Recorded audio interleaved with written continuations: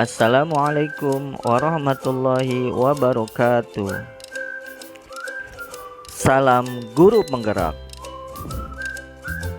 Perkenalkan, nama saya Nur Hasan, calon guru penggerak angkatan 9 dari SDN Cipondo 9, Kota Tangerang, Provinsi Banten. Dalam video ini, saya akan memaparkan tentang demonstrasi kontekstual dari pemikiran Ki Hajar Dewantara, yaitu pendidikan yang berpihak kepada murid.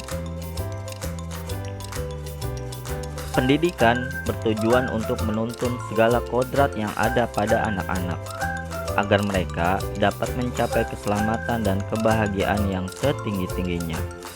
Pendidikan itu hanya dapat menuntun tumbuh kekuatan kodrat yang ada pada anak-anak, agar dapat memperbaiki laku hidup dan tumbuhnya kekuatan kodrat anak. Sesuai dengan pemikiran Ki Hajar Dewantara bahwa guru harus berpihak pada murid, sehingga sebagai guru harus bisa menuntun murid sesuai dengan kodratnya, baik kodrat alam maupun kodrat zaman.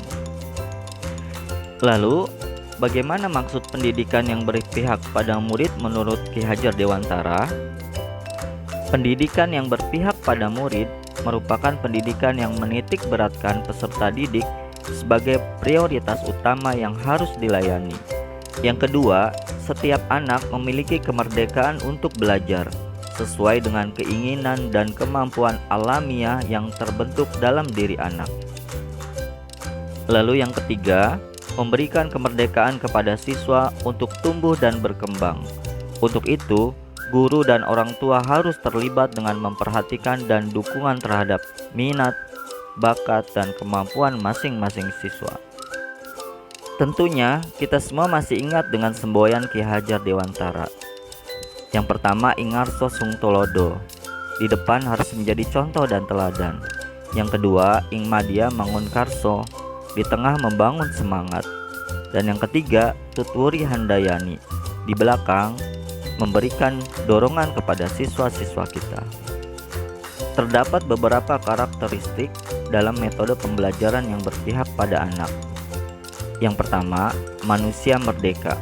Manusia merdeka merupakan manusia yang hidupnya tidak bergantung pada orang lain, baik secara lahir maupun batin, akan tetapi bersandar atas kekuatan sendiri. Dalam proses pembelajaran di kelas, anak harus belajar dengan bebas tanpa adanya suatu tekanan, tanpa takut disalahkan, bebas mengutarakan pendapat, serta bebas mengembangkan kreativitas. Yang kedua, mengembangkan bakat dan minat siswa. Pendidikan yang berpihak pada anak adalah pendidikan yang memperhatikan minat, bakat, dan kemampuan yang dimiliki masing-masing anak. Bakat adalah kemampuan bawaan dari lahir, sedangkan minat terbentuk selama proses tumbuh kembang anak. Dalam pembelajaran, guru melakukan asesmen diagnostik untuk lebih mengenal karakteristik anak dan mengembangkannya potensi berdasarkan bakat dan minat anak. Dan yang ketiga adalah kodrat anak. Pendidikan yang berpihak pada murid merupakan pendidikan yang dielaborasi terkait kodrat alam dan kodrat zaman. KHD mengingatkan bahwa pendidikan anak sejatinya menuntut anak supaya dapat mencapai kodratnya sesuai alam dan zamannya. Cara belajar murid pada masa kini tentu sangat berbeda dengan murid zaman dahulu.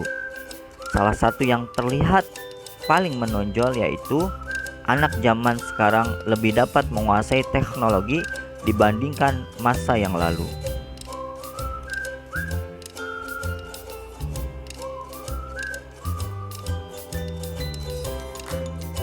Dalam proses pembelajaran, murid bertindak sebagai subjek dan guru merupakan fasilitator yang memberikan motivasi. Munculnya potensi pada anak tergantung pada rangsangan yang diberikan guru dan orang tua.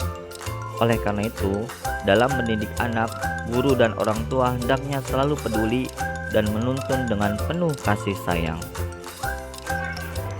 Agar dapat menciptakan suasana lingkungan pembelajaran yang berpihak pada murid, di sekolah saya telah menerapkan kegiatan-kegiatan untuk mewujudkan pemikiran Ki Hajar Dewantara. Kegiatan yang sudah kami lakukan antara lain kegiatan ekstrakurikuler, pembelajaran yang memanfaatkan lingkungan yang ada di sekitar sekolah, kegiatan kantin kejujuran, literasi pagi, dan sholat fardu serta sholat duha secara bersama. Dalam mengimplementasikan pemikiran Ki Hajar Dewantara, ada beberapa tantangan yang kami hadapi. Yang pertama, kurangnya kerjasama yang baik antara orang tua dan sekolah dalam pembentukan karakter baik siswa. Yang kedua, kurangnya minat dan motivasi siswa dalam mengikuti program-program sekolah. Yang ketiga, kurangnya pemahaman guru terhadap pemikiran Ki Hajar Dewantara, yaitu pendidikan yang berpihak pada murid. Tentunya, tantangan ini harus ada jalan keluar atau solusinya. Antara lain, melakukan komunikasi yang intens dan berkelanjutan dengan orang tua sehingga karakter baik anak dapat tercapai. Yang kedua, menggunakan metode atau model pembelajaran yang bervariatif agar anak lebih nyaman dalam belajar. Yang ketiga, guru hendaknya aktif mencari sumber belajar baru yang dapat menambah pemahamannya tentang pendidikan yang berpihak pada murid. Akhirnya, jadilah guru yang menuntun, memberi teladan, dan berpihak pada murid. Sekian pemaparan yang dapat saya sampaikan. Saya akhiri. Wassalamualaikum warahmatullahi wabarakatuh. Salam sehat dan bahagia.